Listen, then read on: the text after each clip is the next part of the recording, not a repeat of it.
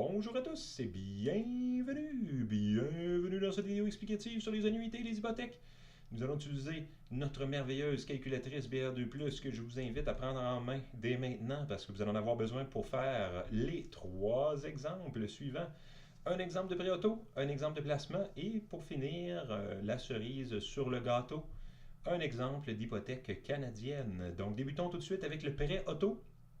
Prêt auto, je vais avoir besoin de ma calculatrice, donc je vais chercher ma calculatrice. Voilà, je vous la montre, ma merveilleuse BR2+. C'est un modèle plus ancien, mais ne paniquez pas, ses fonctionnalités sont exactement les mêmes que la vôtre. Donc, je vais lire le problème avec vous. Déterminer le temps nécessaire au remboursement d'un prêt auto de 17 000 amorti sur 5 ans avec des versements mensuels de 328,58 consenti à un taux de 5,99 composé mensuellement. Petite remarque ici, habituellement les prêts automobiles sont d'une composition mensuelle ainsi que les versements qui sont sur une base également mensuelle, contrairement aux hypothèques canadiennes qui sont composées 2 fois par année et qui possèdent habituellement des versements mensuels à la semaine ou aux 2 semaines. Donc, pour débuter le problème, commençons par entrer 4 des 5 variables qui sont ici. 4 des 5 variables qui sont ici, c'est toujours la première étape qu'il faut faire dans ce genre de problème.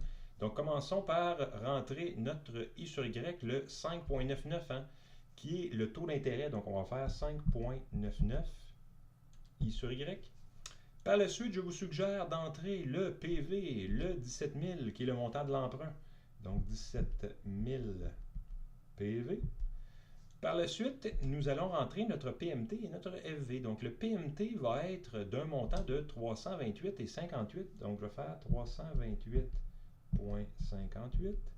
Et je dois le mettre négatif parce que c'est de l'argent qui sort de nos poches, entre guillemets.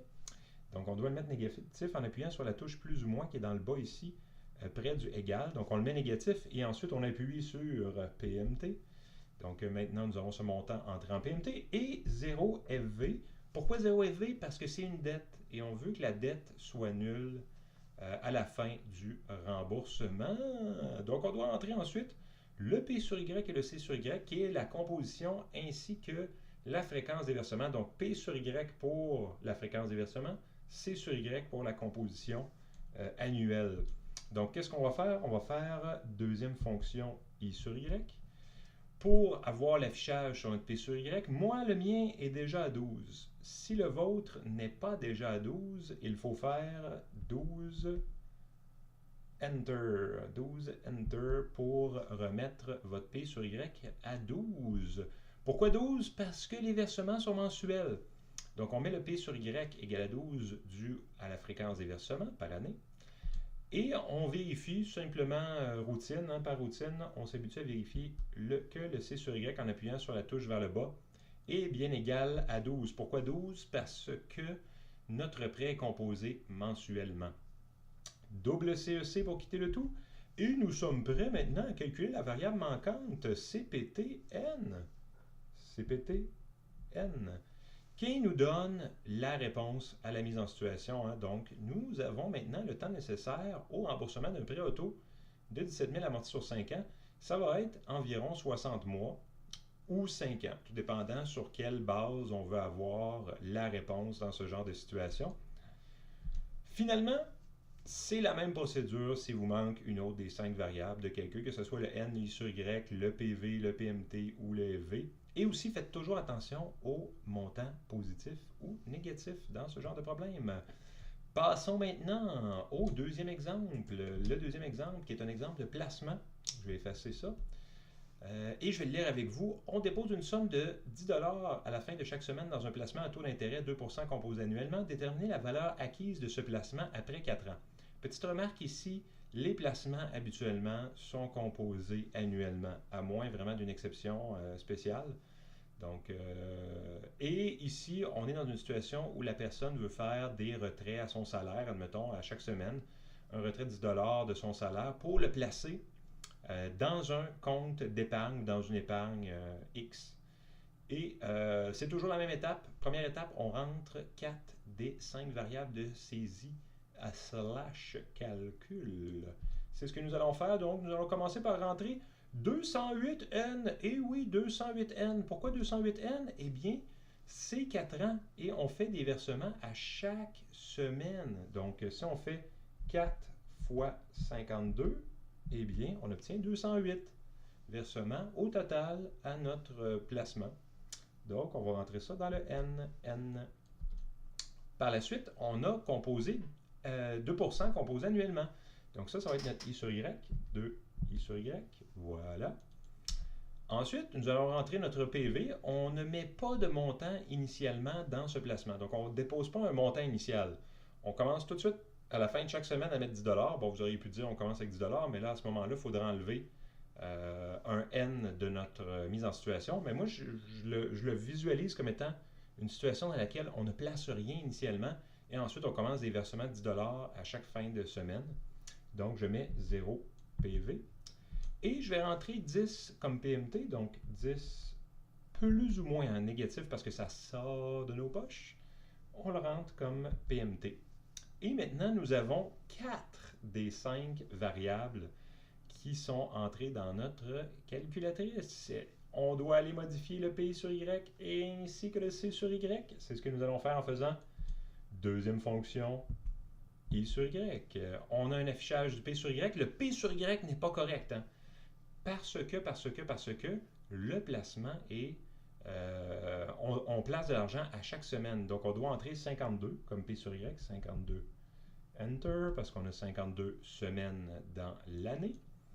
Et on doit également aller modifier le C sur Y. Donc, on doit faire flèche vers le bas, flèche vers le bas. Et là, remarquez, le C sur Y s'est adapté au P sur Y. C'est dû au fait que dans plusieurs situations, les deux sont pareils. Mais dans ce cas-ci, ils sont différents. La composition est annuelle. Donc, le C sur Y doit être égal à 1. Donc, on va faire 1 entrée. Et voilà, le C sur Y est affiché à 1. Double CEC pour quitter le tout. Tout ce qu'il nous reste à faire maintenant, c'est calculer la variable manquante. Donc, de faire CPT, FV. La valeur finale de ce placement va être de 2164,19 à peu près. Remarquez encore une fois la petite étoile, la petite étoile ici dans le coin supérieur droit, qui nous indique que ce montant a été calculé par la calculatrice. Si jamais j'avais fait recall I sur Y, il n'y a pas de petite étoile pour les I sur Y. Mais si je fais recall FV, il y a une petite étoile qui nous indique que ce montant a été calculé par la calculatrice. Et voilà, et c'est la même procédure quand il manque une des autres 5 variables. Toujours faire attention au montant négatif, positif. Négatif quand ça sort de nos poches, positif quand ça entre dans nos poches. Donc là, vous remarquez que mon FV est positif parce que c'est un montant qui va entrer dans mes poches à la fin des 208 versements. Donc, nous sommes prêts pour le final, la cerise sur le gâteau, hein?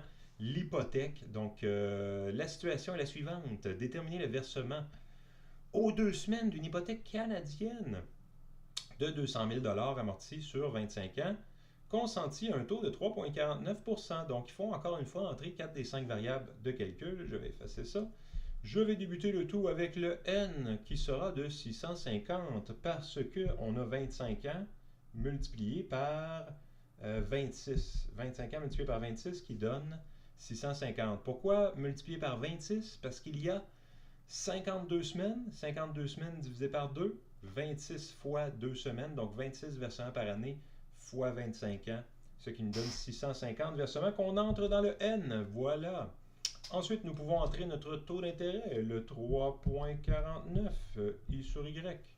Qu'on rentre dans le I sur Y. Nous pouvons également entrer notre PV, 200 000, qui rentre dans nos poches. Donc, 200 000, est-ce que j'ai assez de 0? Oui, j'ai assez de 0. PV. Et le FV, 0 FV, parce qu'on doit avoir une dette finale nulle. Il ne nous reste plus qu'à l'entrée le P sur Y ainsi que le C sur Y. Deuxième fonction I sur Y. Le P sur Y est égal à 52. Nous devons le modifier pour qu'il soit 26 parce qu'il y a 26 versements par année, une fois aux 2 semaines. Donc, nous allons faire 26 entrées pour le modifier. Et nous allons avoir également à modifier la composition parce qu'au Canada, c'est très spécial. Au Canada, si vous vous souvenez, la composition de l'intérêt est 2 fois par année. C'est 2 fois par année. Donc, c'est ce que nous allons modifier. Nous allons faire flèche vers le bas, Nous voyons que le C sur Y s'est adapté au P sur Y, il est égal à 26.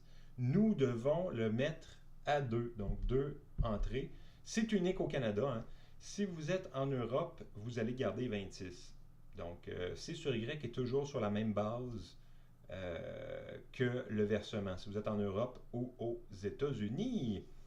Il ne nous reste plus qu'à faire CEC 2 fois. Et maintenant, calculer la variable manquante. La variable manquante qui est le PMT. Donc, CPT, PMT, qui nous donne 462 environ dollars. Et voilà, et c'est la même procédure quand il vous manque une des 5 autres variables de calcul N, I sur Y, PV, PMT ou FV. Alors voilà, c'est tout pour cette vidéo. Je vous remercie pour votre écoute et encore une fois, je vous encourage fortement à me laisser un j'aime et à vous abonner à ma chaîne si vous voulez avoir plus de vidéos sur l'utilisation de la BA2+. Donc je vous remercie et à la prochaine. Bye!